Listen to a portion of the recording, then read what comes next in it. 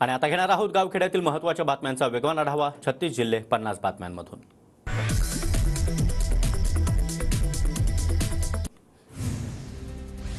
मार्ड डॉक्टरांच्या मागण्यांबाबत मंत्रिमंडळ बैठकीमध्ये निर्णय होणार. अजित पवारांची मार्ड डॉक्टर संघटनेच्या प्रतिनिधींसोबत फोनवरून चर्चा. तर मार्ड डॉक्टरांच्या मागण्यांना मंत्रिमंडळ मंजुरी देणार असल्याचं अजित पवारांचं आश्वासन. पोलिसांच्या वार्षिक 15 दिवसांच्या सुट्टीचा पगार रद्द. 15 दिवसाच्या वार्षिक सुट्टीचा पगार रद्द करण्याचा सरकारचा निर्णय.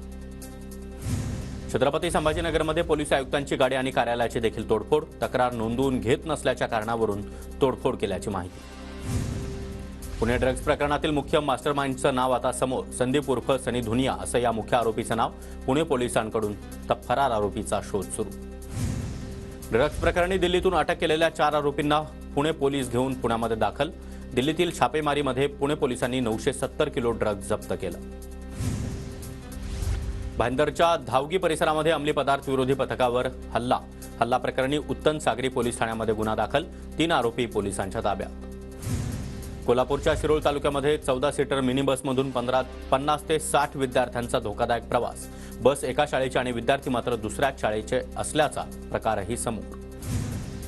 शाळेमध्ये दारू पिऊन आलेल्या मुख्याध्यापक आणि शिक्षकाला ग्रामस्थ आणि विद्यार्थ्यांचा घेराव.